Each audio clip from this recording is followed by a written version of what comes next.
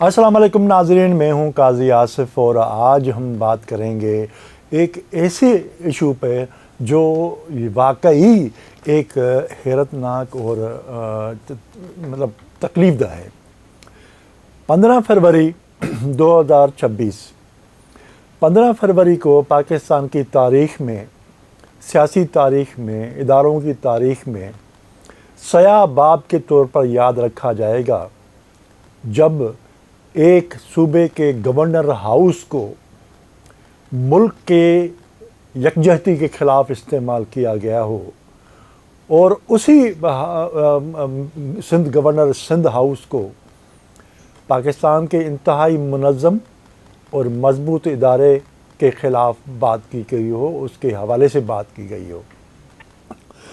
इस पे बात करेंगे और बात यह है कि गवर्नर टिसोरी साहब ने जो कुछ भी वहाँ पे किया वो सबके सामने हैं, बहुत से हक़ाइक़ सामने आ चुके हैं। आज हम कुछ पे बात करेंगे ताकि आवाम को बात क्लियर हो सके, समझ हो सके कि ये हुआ क्या है। असल में डॉक्टर इशरत इबाद का दौर भी याद होगा सबको। वो तवील तरीन तकरीबन अभी तक तो जो गवर्नर सिंध में रहे हैं उसमें रहे हैं, लेकिन उस वक्त उनकी जमात की तकरीबन सया सफ़ेद के मालिक थी, शहर में भी तो सूबे में भी, सखर में भी, मीरपुर ख़ास में, हर जगह पे। लेकिन डॉक्टर इशरत इबाद ने भी अपने पूरे टेन्योर में ऐसा कोई काम नहीं किया जिससे उनकी और इदारों के नाम पे कोई हर्फ आए। उन्होंने कभी भी उनकी जमात का जो भी प्रोग्राम हो, लेकिन उन्होंने अपने गवर्नर हाउस को कभी मुल्क को नुकसान पहुंचाने या सूबे को तोड़ने के हवाले से कोई एक प्रोग्राम नहीं किया, न कोई ऐसी बात की। अगर किसी के पास इसका कोई सबूत है तो मैं हमारे सामने, क्योंकि हम कवर करते रहे उनको और हम उसको देखते रहे कि उनका जो बाकी चीज़ों पे आप इख्तलाफ कर सकते हैं, लेकिन उन्होंने गवर्नर हाउस को, सिंध गवर्नर हाउस को इस तरह से इस्तेमाल नहीं किया जिस तरह से कामरान टिसोरी साहब कर रहे हैं। और मैं हैरान हूँ कि गवर्नर हाउस में जो तकरीरें हुई, दो चीज़ें हुई। एक तो ये नाम दिया गया कि एजुकेशन कॉन्फ्रेंस है, फिर उसको कहा गया है कि कराची के मुस्तकबिल के हवाले से ये प्रोग्राम था और उसमें शरीक थे गवर्नर साहब, वफाकी वज़रा, MNA और सेनेटर्स और दूसरे जो और लोग, इवन साहिबान भी उसमें शामिल थे। उन्होंने इज़हार ख्याल भी किया। अब जब ये कराची के मुस्तकबिल की बात हो रही है तो अब्दुल्ला हारून साहब जो पाकिस्तान की तहरीक के बहुत ही अहम जो है वो किरदार थे, उनकी फैमिली जो कराची की सदियों पुरानी फैमिली है, हारून फैमिली का कोई बंदा नहीं था, गबोल फैमिली का कोई बंदा नहीं था, खासकेली फैमिली का कोई बंदा नहीं था, जोखियो फैमिली का कोई बंदा नहीं था, लासी फैमिली का कोई बंदा नहीं था, इनमें से इवन माही गिरों का कोई बंदा नहीं था। और उन तमाम लोगों को छोड़ दीजिए, लेकिन जिस शहर के हवाले से आपको तहफ़्फ़ुज़ात हैं और गवर्नर साहब को बहुत परेशानी है उन हवाले से, तो उस शहर का जो है वो मेयर भी वहाँ पे मौजूद नहीं था। तो ये कौन जो है वो बंदोबस्त कर रहा था, उनके पीछे नताइज क्या हैं और उसके पीछे क्या अज़ाइम हो सकते हैं। हमें बहुत ही सादा सी बात यह है कि पाकिस्तान के ख़िलाफ़ साजिश को बहुत ही अहसन तरीके से अदा किया गया।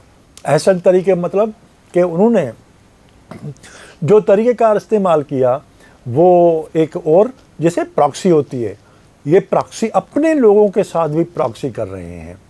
और ये बजाय ये कि आग तमाम लोगों को, क्योंकि कराची का मसला सिर्फ कराची शहर का मसला नहीं है, वो तमाम सूबा सिंध का मसला भी है, पूरे पाकिस्तान का मसला भी है। तमाम लोगों को उनके कराची शहर के मसाइल हल करने के हवाले से इंतज़ार भी है, कोशिशें भी कर रहे हैं और बात भी कर रहे हैं, मुतालबात भी कर रहे हैं, जो मुनासिब बात है, गैर मुनासिब बात नहीं है। لیکن جب گورنر ہاؤس میں باتیں ہوتی ہیں میں تو حیران ہوں. جاوید جو ہے حنیف صاحب کبھی کبھی ڈپٹی کمشنر ہوا کرتے تھے اور سندھ میں ہی، اور اس کے بعد وہ ایم پی اے بنے اور اب وہ ایم این اے بنے ہیں.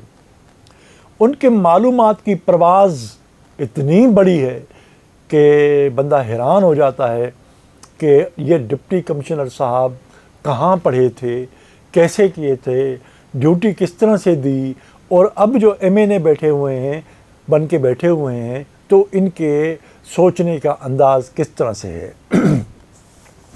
انہوں نے کہا کہ کراچی کو جو ہے نا، وہ کراچی کیونکہ میرا بھی ہے، کراچی جو ہے وہ یہاں کے لوگوں کا بھی ہے، کراچی صرف M Q M mind set کا نہیں ہے. جب کراچی کو کے حوالے سے بات کرتے ہیں تو کہتے ہیں کہ جب پاکستان بنا تو کراچی تو سندھ کا ایسا تھا ہی نہیں. اب ان کو کون سمجھائے کہ یار خدا کا واسطہ ہے، کچھ مطلب سوچ بھی لیا کرو، ڈپٹی کمشنر رہے ہو اور ابھی ایم این اے ہو. پاکستان کا قیام جو ہے وہ 14 اگست 1947 میں ہوا، اور اس وقت کراچی سندھ کا دارالخلافہ تھا، دارالحکومت تھا، اور ان کا جو پریمیئر مینس وزیر اعظم، سندھ کے وزیر جو ہیڈ آف دی اسٹیٹ تھا اس کو وزیر اعلیٰ نہیں کہتے تھے، اس کو پریمیئر کہتے تھے، جس کا مطلب ہے وزیر اعظم. اس وہ تو ایوب کھوڑو صاحب تھے. اس کے بعد جو یہاں پہ اسمبلی بنی یا جو کچھ ہوا اس میں اس وقت تک کیسے کہہ سکتے ہیں کہ وہ کراچی سندھ کا ایسا نہیں تھا؟ یا چلیں آپ وہ بات کر لیں، لیکن اس کے بعد سندھ میں مسلم لیگ تھی اس وقت، اور مسلم لیگ کے جو ہے سندھ اسمبلی میں تھی، اور کراچی سے اچھا جب ابھی پاکستان نہیں بنا تھا تب جو ہے وہ سندھ کے حکمران گئے تھے دلی اور ہندوستان، اور وہاں پہ انہوں نے جا کے جو مسلم لیگ کی قیادت تھی، ایون محمد علی جناح صاحب تھے، قائد اعظم صاحب تھے، ان سے کہا تھا کہ جب پاکستان بن جائے تو ان کے لیے ایک مناسب ترقی یافتہ ڈیولپڈ سٹی جو ہے وہ کراچی ہے، اور ہم وہ دینے کے لیے تیار ہیں. اب اس کی جب واپسی ہوئی تو جب یہ طے ہوا کہ ٹھیک ہے ہم پاکستان کا دارالحکومت جو ہے وہ بناتے ہیں کراچی کو، لیکن اس کو سندھ سے علیحدہ کریں گے. یہ تنازع اتنا بڑا ہوا اور اتنی خطرناک حد تک گیا کہ مسلم لیگ اس وقت کی پارلیمنٹری پارٹی جو ہے مسلم لیگ نے سندھ اسمبلی سے قرارداد پاس کرائی، اور انہوں نے کہا گیا ہے کہ آپ بالکل کراچی کو پاکستان کا دارالحکومت بنائیں، لیکن ان کو ایڈمنسٹریٹیولی سندھ سے علیحدہ نہ کریں. جس پہ بعد اگر آپ نے پڑھنا ہو تو ڈائری ہے اس وقت کے پریمیئر ایوب کھوڑو صاحب کی، جو ان کی بیٹی ڈاکٹر حمیدہ کھوڑو نے کمپائل کی ہے، اس کو پڑھ لیجئے.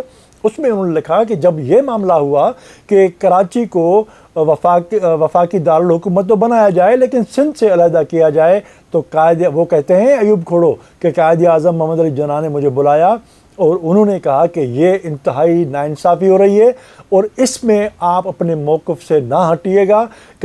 کراچی وفاقی دارالحکومت رہے گا لیکن وہ سندھ سے علیحدہ نہیں کریں گے.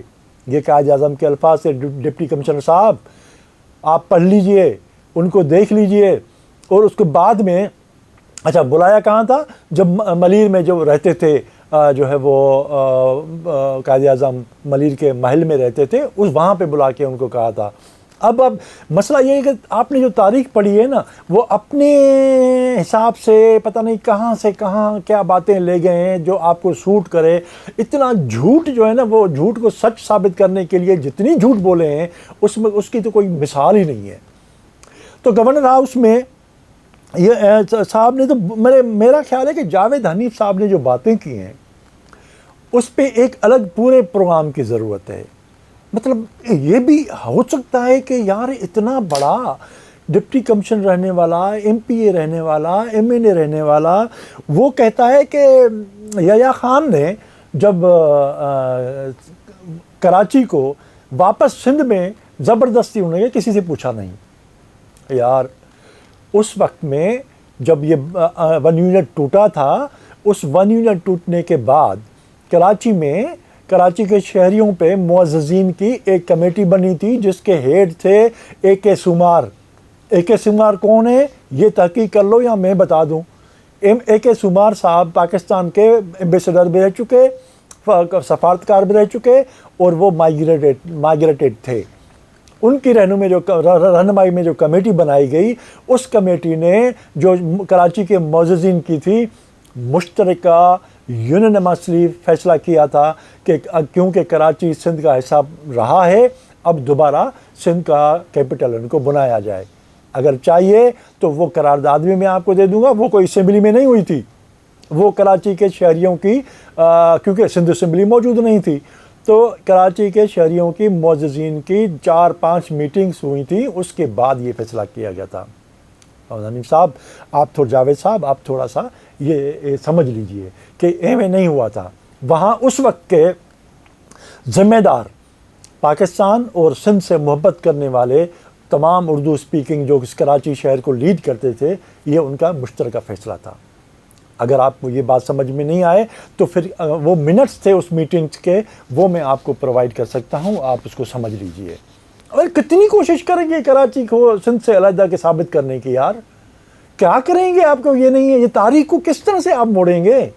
چلے ابھی جو ہے وہ صدیقی صاحب جو ہے نا وہ کراچی جو ہے وہ اپنے تھیلے میں لے کے یہاں پہ آ گئے تھے، لیکن وہ یہاں کا حصہ تو ہے نا یار۔ کس طرح سے ثابت کر رہے ہو کہ ایون پوری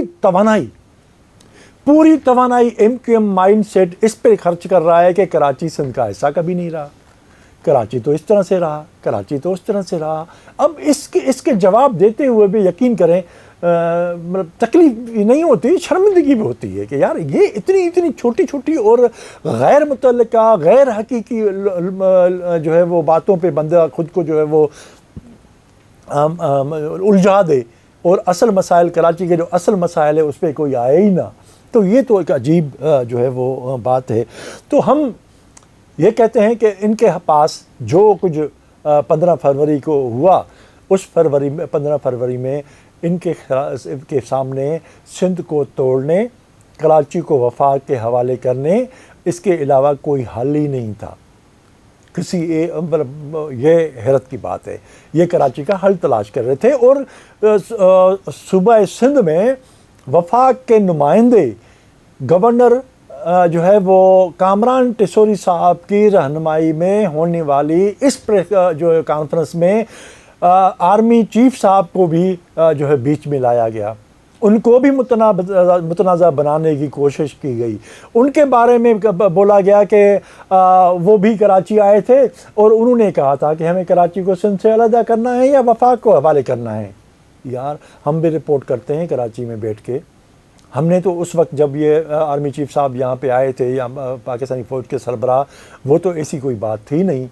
اگر کسی کے ساتھ مطلب تاجروں کے ساتھ جو بات ان کی ہوئی تھی، ان کی تفصیلات آ چکی تھی، موجود ہیں، اس میں کہیں نہیں لکھا ہوا کہ آرمی چیف صاحب نے جو ہے نا وہ یہ کہا ہے کہ ہم سندھ کو 2 حصوں میں تقسیم کریں گے، یا جو ہے نا ہم جو ہے وہ کراچی کو وفاق کے حوالے سے کریں گے۔ کیوں متنازع بنا رہے ہو ادارے کو، اور وہ گورنر ہاؤس میں بیٹھ کے بنا رہے ہو پاکستانی فوج کو متنازع؟ کس نے کب آئی ایس پی آر نے یہ پریس ریلیز جاری کیا کہ جو ہے وہ ہم سندھ کو 2 حصوں میں تقسیم کریں گے یا وفاق کے حوالے کریں گے؟ کب ہوا؟ فہیم صدیقی صاحب نے جو اپنی تقریر میں بات کی تھی وہ یہی کی تھی۔ اب اگر نہیں تو سن لیجئے دوبارہ کہ آرمی چیف کراچی آئے تھے، انہوں نے بھی یہ کہا اس کہ کراچی کو وفاق کے حوالے کیا جائے گا یا سندھ کو 2 حصوں میں تقسیم کیا جائے۔ نہ کریں۔ پاکستانی فوج تمام کی غیر متنازع ایک ادارہ ہے، اس ادارے کو گورنر ہاؤس میں بیٹھ کے متنازع بنانا، یہ اگر یہ کوئی گورنر کرے تو کیا اس کو ہم یوم سیاہ نہ کہیں؟ یہ کیا ہم اس کو یہ نہ بولیں کہ جو گورنر ہے اور جو وفاقی وزیر ہے، جو ایم این ایز ہیں، وہ بیٹھ کے اتنا بڑا جو ہے وہ سازش کریں بیٹھ کے جس میں یہ شامل ہو کہ ہم جس صوبے کے وہ گورنر ہیں اس کو توڑا جائے گا. ان کی اپنی بات چیت تو سنیں, مطلب وہ تو بڑی عجیب سی ہے. کامران ٹیسوری صاحب کی جو بات چیت ہے, جو اس نے خطاب کیا تھا, جو سب کو کلمات کہے تھے خوش آمدید کے, وہ بھی سن لیجئے. تو یہ جو ہوا تھا اس میں جن جن نے تقریریں کی ہیں ان کے سب کے نام بھی آپ کے سامنے ہیں, سب چیزیں ہیں. لیکن میں مجموعی طور پر ایک اور پروگرام کی ضرورت ہے اس موضوع پہ کہ انہوں نے, لیکن سب سے بڑے دکھ کی بات جو ہے وہ یہ ہے کہ ایک گورنر ہاؤس سندھ کا, صوبے کا استعمال ہوا کہ جس صوبے کا گورنر ہاؤس ہے اس صوبے کے گورنر ہے, اس صوبے کو 2 حصوں میں تقسیم کیا جائے یا وفاق کے حوالے کیا جائے. یہ ان کو پتہ ہے کہ 18ویں ترمیم میں یہ ممکن نہیں ہے. چلو ان کو یہ بھی ہے کہ بھائی آپ اسٹیبلشمنٹ کے پاؤں پکڑ لو اور ان سے کہو کہ مہربانی کر کے ہمیں الگ کر کے دیں. یار کیوں اسٹیبلشمنٹ کو متنازع بنا رہے ہو؟ کیا اس کو مطلب یہ صرف اپنے مقاصد کے لیے اگر تو آپ نے یہ کچھ کرنا ہے تو یہ بدقسمتی ہے. اور یہ بدقسمتی ہے کہ ایک گورنر اور ایک گورنر ہاؤس, وفاقی وزیر, ایم این اے یہاں کے شہریوں کو آپس میں لڑانے, لسانی تفریق پیدا کرنے اور جو ایشوز ہیں ہی نہیں اس پہ بات کریں. کراچی کے ایشو ڈفرینٹ ہے, اس میں تو آپ نے بات ہی نہیں کی. آپ نے صرف بات کی ہے جو ہے وہ تعصب کے پر مبنی اور اسی کے حوالے سے. تو میں اس لیے کہہ رہا ہوں کہ کامران ٹیسوری صاحب کی سربراہی میں جو کچھ ہوا اس میں پاکستان کے آرمی چیف کو متنازع بنانا, پاکستان کی فوج کو متنازع بنانا, ان کے حوالے سے بات کرنا, یہ بہت ہی جو ہے وہ نامناسب بات ہے. تو جس صوبے میں رہ کے آپ اس کو توڑنے کی بات کرتے ہو تو وہ یہ ہم کہتے ہیں کہ یوم سیاح کے طور پر یہ 15 فروری یاد رہے گا لوگوں کو, اور ان کی تفصیلات بھی یاد رہیں گی. اور ہم سندھ کے لوگ, پاکستان کے لوگ گورنر کامران ٹیسوری صاحب سے یہ پوچھ سکتے ہیں کہ جو باقی یہاں کے لوگ تھے آپ نے ان کو نمائندگی نہیں دی, ان کو بلایا نہیں, تو پھر آپ کس طرح سے کہہ سکتے ہو مخصوص مائنڈ سیٹ کو آپ نے بلایا اور ان سے آپ نے پورے صوبے کو گالیاں دلوائیں, تاریخ کو گالیاں دلوائیں, جو کچھ آپ نے کرنا تھا وہ کیا. لیکن اب سندھ کے لوگ تو یہ حق محفوظ رکھتے ہیں نا کہ آپ کو اس طرح سے جواب دیں جس طرح سے آپ نے. لیکن اگر سندھ کے لوگ آپ جتنے غیر ذمہ دار نہیں ہیں, سندھ کے لوگ آپ کی طرح سے ملک کے خلاف سازشیں نہیں کرتے کہ آپ جو ہے نا وہ جس طرح سے آپ نے کیا تو اس کے جواب میں اس طرح کا ریئیکشن دیا جائے, نہیں. انہوں نے خاموش سے آپ کو برداشت کیا ہے, سمجھا ہے, اور انہوں نے دکھایا ہے پوری دنیا کو کہ گورنر ایسے بھی ہوتے ہیں جو اپنے گھر میں اپنی تھالی میں شید کریں اور اپنے ہی لوگوں کے خلاف سازش کریں. قاضی آصف کو دیجیے اجازت. اللہ بھائی.